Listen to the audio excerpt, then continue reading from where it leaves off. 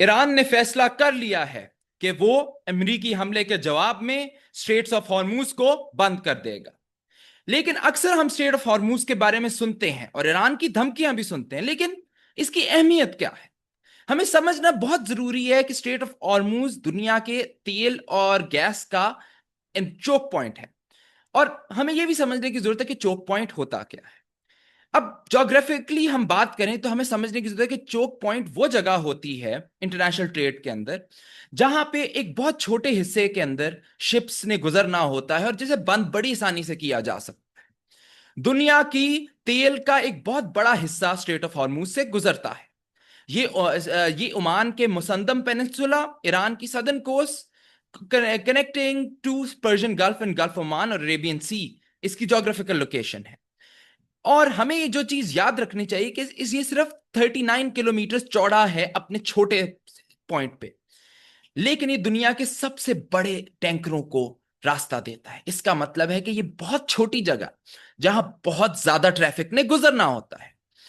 और ये सिर्फ वाहिद मैरीटाइम रास्ता है जिसके जरिए, या बहरी रास्ता है जिसके जरिए गल्फ स्टेट्स अपना ऑयल और गैस एक्सपोर्ट कर सकते हैं, क्योंकि उनका सारा ऑयल और गैस उनकी जमीन के इस हिस्से में पाया जाता है। हमें यह याद रखना चाहिए कि जो इससे ऑयल ट्रांसपोर्ट होता है इसको बड़ी आसानी से बंद किया जा सकता है। और इसलिए बंद किया जा सकता है कि बड़ी सख्त शिपिंग लेन्स यहां पे होती हैं जिनके जरिए जो ईरान, ओमान और यूएई से गुजरती हैं, और बड़ी प्रिसाइज नेविगेशन इसके लिए रिक्वायर्ड होती है। तो अब हम बात करेंगे क्या इकोनॉमिक सिग्निफिकेंस है। हमें जो सबसे नया डाटा जो हमें EIA.gov बताती है कि 20 मिलियन बैरल ऑफ तेल हर दिन यहां से गुजरती है, जिसका मतलब है दुनिया का 20% तेल यहां से गुजरता है। 2024 के अंदर हमें पता था कि यहां से 20.3 million barrel of oil and gas गुजरती है इकोनॉमिक टाइम्स के मुताबिक। और ये सारा तेल अगर हम बात करें तो 1300 ओलंपिक स्विमिंग पूल्स पे आता है, रोजाना इतना तेल गुजरता है। ये इसलिए जरूरी है क्योंकि सारा जो एशियन मुल्कों का तेल है वो यहां से गुजरता है। अब इसे बचने के लिए गल्फ स्टेट्स ने ऑल्टरनेटिव्स बनाए, जिस तरह सऊदी अरब की ईस्ट वेस्ट पाइपलाइन 5 से 7 million barrel per day Red Sea तक लेके जा सकती है, लेकिन हमेशा लोअर सिर्फ 2 मिलियन ये मूव करती है। उसके अलावा यूए की हबशा फुजरा पाइपलाइन अब 1.5 million barrel per day move कर सकते हैं, लेकिन इसे भी मैक्सिमम कैपेसिटी से कम यूज किया जाता है। इसी तरह इराक तुर्की पाइपलाइन भी थोड़ी कैपेसिटी बढ़ा देती है। तो अगर ये बंद होगा तो तकरीबन कुछ 10 से 11 मिलियन बैरल का ऑल्टरनेटिव रास्ता बन जाएगा, लेकिन ये ऑल्टरनेटिव रास्ता महंगा भी होगा और ये पूरी कैपेसिटी भी नहीं पूरी कर सकेगा। और इसका मतलब क्या होगा कि तेल की कीमतें पूरी दुनिया में बहुत तेजी से बढ़ जाएंगी। ईरान अरब की ईस्ट ने हमें इसकी वजह क्या है, हमें इसका थोड़ा हम समझने की कोशिश करेंगे। कितनी अमाउंट से तेल की कीमतें बंद हो सकती। सिर्फ ईरान और इसराइल की जंग से 7 से 14% तेल की कीमतें बढ़ गई।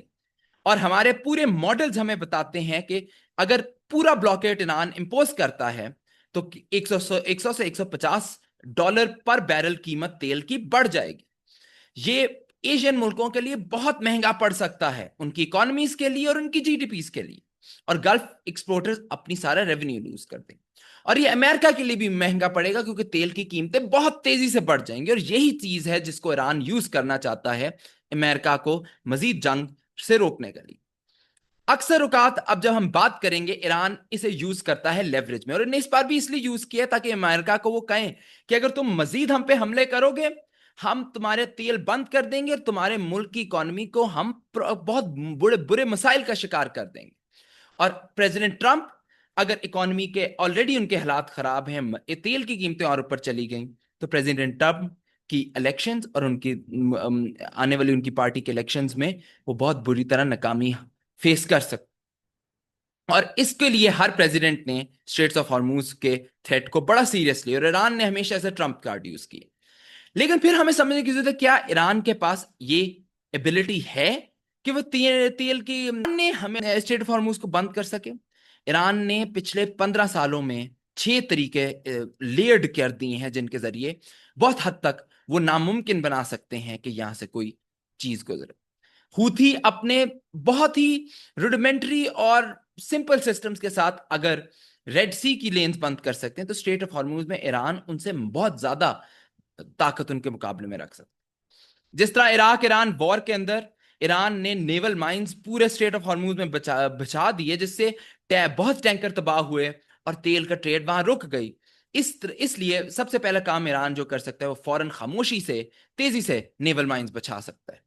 फिर ईरान के पास छोटे अटैक की क्राफ्ट हैं और स्वॉर्म बोट्स हैं, जो कि हजारों की तादाद में, जिनके साथ रॉकेट लगे हुए हैं और उनके साथ एक्सप्लोसिव्स भी लगे हुए हैं, जो कि मर्चेंट वेसल्स को स्वॉर्म करके तबाह कर सकते हैं।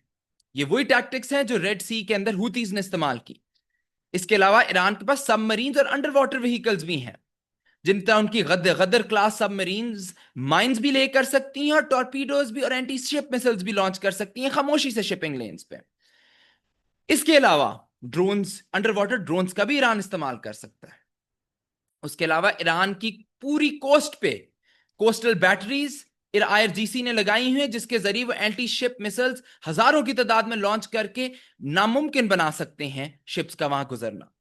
एरियल ड्रोन्स भी ईरान इस्तेमाल कर सकता है, और कोई भी क्लियरेंस ऑपरेशन, कोई भी मुल्क अगर अमेरिका जैसा या यूरोपियन मुल्क आते हैं माइंस को क्लियर करना और रूट को साफ करने के लिए, तो ईरान की एयर डिफेंस और मिसाइल सिस्टम्स एक लेयर्ड एरिया क्रिएट करेंगे, जिसके जरिए ये उनके लिए बहुत मुश्किल हो जाए, क्योंकि एक साइड पे उन्हें ईरान के खिलाफ दफा करना पड़ेगा और इतना करीब होने से दफा बहुत मुश्किल हो जाता है। दूसरी साइड उन्हें माइंस क्लियर करनी पड़ेगी। तो वो ईरान के अगर दिफा में ही लगे रहे तो माइंस क्लियर नहीं कर सकेंगे और उन्हें बहुत ज्यादा नुकसान अपनी शिप्स को भी उठाने पड़ सकता है। अब इससे क्या मसला हो सकता है, क्या इसकी अमेरिका इसका क्या जवाब दे सकता है? अमेरिका मुख्तलिफ मुल्कों की कोलिशन ला सकता है, लेकिन मैंने जिस तरह कहा बहुत मुश्किल होगा। ईरान के करीब इतनी ज्यादा उन्होंने सिस्टम्स तैयार कर लिए हैं 15 सालों में कि अमेरिका की शिप्स और रिलेशनशिप्स के लिए बहुत मुश्किल हो जाए। उससे ज्यादा अहम चीज जो हो सकती, जो ईरान चाह रहा है कि बैक चैनल में डिप्लोमेसी हो, अमेरिका पीछे हटे और ईरान फिर पीछे हट जाए और ये मसला हल हो जाए। तीसरा, ऑल्टरनेटिव सप्लाई रूट जिस तरह यूएई ने और सऊदी अरब ने बनाए हुए हैं, लेकिन उससे पूरा मसला हल नहीं होगा। और तीसरा, गवर्नमेंट्स जो ईरान जो भी ईरान एक्सपेक्ट करता है कि गवर्नमेंट अपने मुल्कों का कहेंगे तेल कम इस्तेमाल करो, उसके लिए वो कीमतें बढ़ाएंगे और उनकी हुकूमतों को मसला होगा। ये सारी चीजें हैं जिन्हें ईरान इस्तेमाल करना चाहता है कि इस चीज को रोकने के लिए। हमें याद रखना चाहिए straight of Hormuz global trade की आर्टरी है, रग है, और दुनिया का 20% तेल और गैस यहां से गुजरता है। ईरान इसे जब धमकी देता है बंद करने के लिए, तो ये अपनी वो लेवरेज, जियोपॉलिटिकल लेवरेज यूज कर रहा है पूरी दुनिया को अब रोकने के लिए, क्योंकि वो एसिमेट्रिक या गुरिल्ला वॉर यूज करेगा तो और भी मुश्किल हो जाएगा इसे रोकने के लिए। इसका कोई सब्स्टिट्यूट नहीं है स्टेट का, इसलिए ग्लोबल स्टेक होल्डर्स और विजिलेंट होंगे और कोशिश करेंगे जो क्राइसिस चल रहा है मिडिल ईस्ट में, इसे फौरन रोका जाए, अमेरिका और ईरान को मेज पे लाया जाए और इसको खत्म किया जाए।